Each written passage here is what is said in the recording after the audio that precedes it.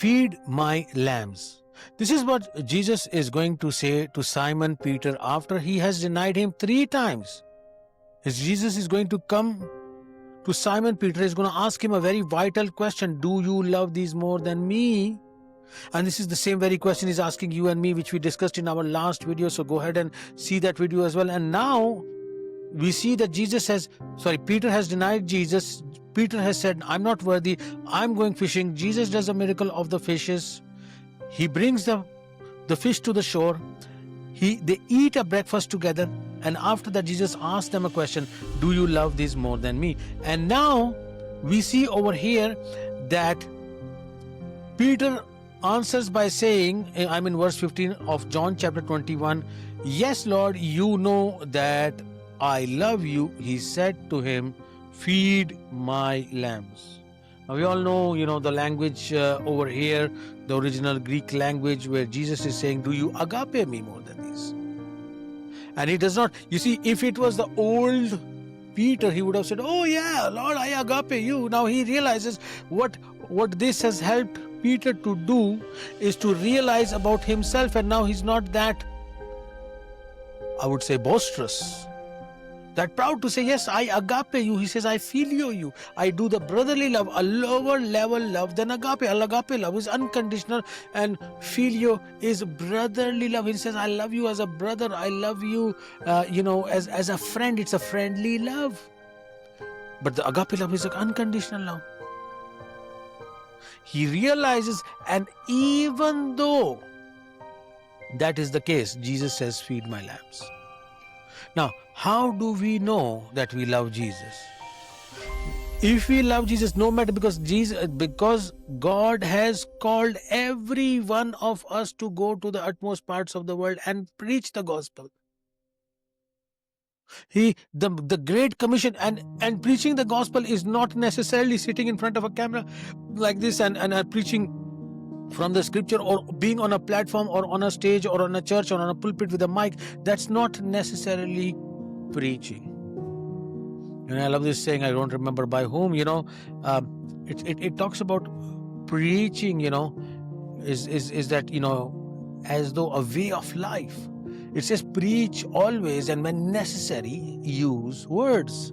Not necessarily the preaching is by words, is in our daily life, is in the daily tasks that we do. We are preaching. If we do it wholeheartedly, we are preaching. And it says, feed my lambs.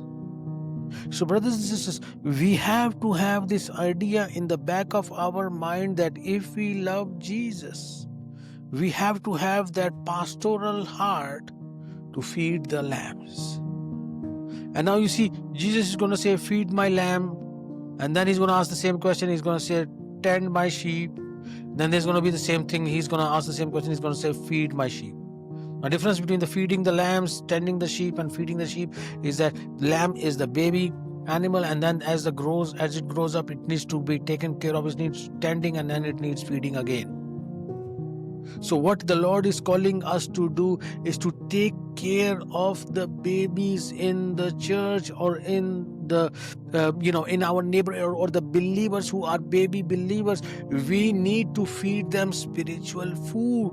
We need to take care of their spiritual needs, and as they grow, we have to make sure that they grow into sheep, and they need to grow in the Lord. And this is one impactful lesson for us, that we ourselves and other believers as well, we go to church as a task that we need to tick off, that I have done this task.